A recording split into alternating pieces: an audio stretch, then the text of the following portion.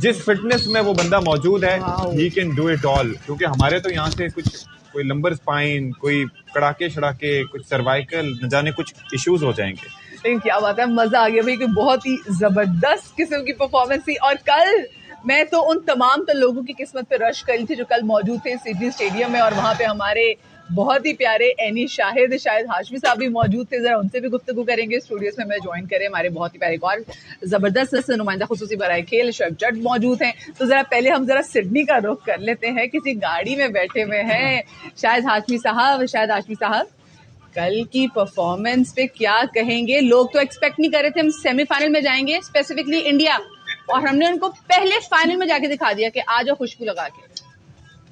बिल्कुल, वहाँ स्टेडियम में भी बहुत से लोग ऐसे कह रहे थे कि जैसे हमें यकीन नहीं आ रहा, बार-बार आंखें पड़ रहे थे, एक दूसरे को चुटकियां काट रहे थे। लेकिन हमें तो पहले से यकीन था कि न्यूजीलैंड के खिलाफ डोमिनेटिंग परफॉर्मेंस देगा। सारे पॉइंटर्स पाकिस्तान की तरफ इशारा कर रहे थे, पाकिस्तान ने पूरे मैच में डोमिनेट किया।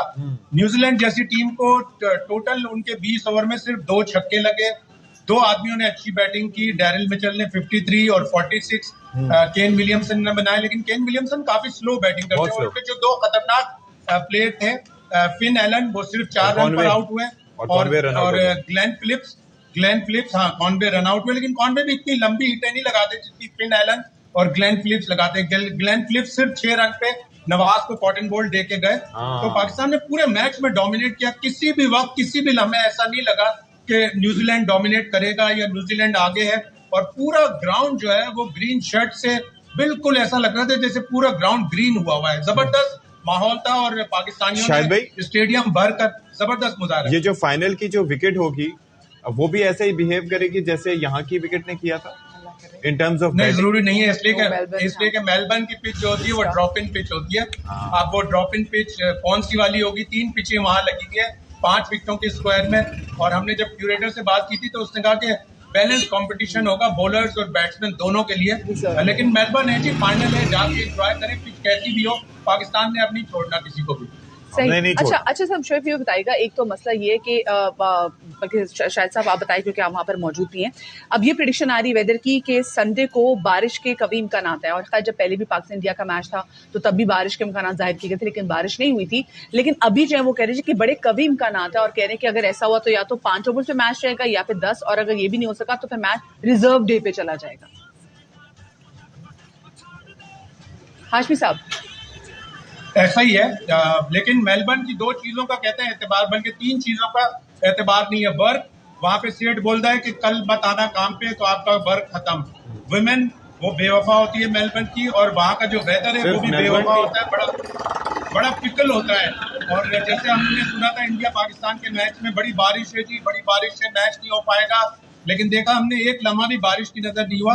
अब वेदर तब्दील होता रहता है। इंशाल्लाह फाइनल होगा, पूरा होगा, और अगर खुदा ना खास्ता संडे को नहीं हुआ तो मंडे को होगा। और रूल्स ये कहते हैं कि अगर मंडे को भी खुदा ना खास्ता ना हुआ तो फिर पाकिस्तान मुश्तरका चैंपियन बन जाएगा। हमें नहीं चाहिए जो आज तो मजा नहीं आएगा उसका, हमें नहीं चाहिए, हमने फेंटा चढ़ाना है। मैच होगा, पूरा होगा। तो अच्छा जी, अब चले शोएब जट, मेरा दोस्त, मेरा भाई काफी देर से यहाँ पर बैठा है। हमने शोएब जट से वैसे लुडी का मुतालबा नहीं किया, हालांकि उसके अंदर का आप नहीं चाहते कि जट निकल के? मैं बिल्कुल, मैंने जो लुडी, प्लीज मैं चाहूंगी हाशमी साहब आप भी उधर से लुडी डालें। और नहीं, हम ये डालेंगे फाइनल पे इंशाल्लाह। एक शोएब ने सेलिब्रेशन कर दी, चश्मा आप आगे किसी मेरे रास्ते चश्मे मंगाओ, नहीं, वो कह रहे हैं, आप सारे कह रहे हैं पूरा फिर ग्रूमिंग सेशन फिर मैं भी एंजॉय करा, फिटनेस भी उतनी करनी होगी, 40 किलो वेट भी कट करना होगा। नहीं, वहाँ विक्की भाई और वसीम भाई बैठे हुए थे ना, मुझे उस कैटेगरी पे रख लिया। अच्छा, मैं ऐसे तो कर दूंगा ना। वैसे बात सुने, कल जो आज का जो मैच है which is very important match and that is between England and India, Shoaib से आपको क्या लग रहा है कि इसमें से कौन सी टीम निकल के आएगी संडे को? और वैसे मैं कहती हूँ क्या जबरदस्त चापेड़ लगी है बीसीसीआई को। इतने वो ओछे हो रहे थे, ऐसे ओवर चल रहे थे कि भी पाकिस्तान तो वापस चला जाएगा, लेकिन Pakistan is the first team जो फाइनल तक पहुंच गई है। तड़फ रही होगी उनकी रूह तो अंदर से शोएब, है ना? नहीं, वो सही सोच रहे होंगे कि पाकिस्तान वापस चला जाएगा मेलबर्न में हार के हम वापस मेलबर्न पहुंच गया, और उनके चांसेस मुझे नहीं लगते।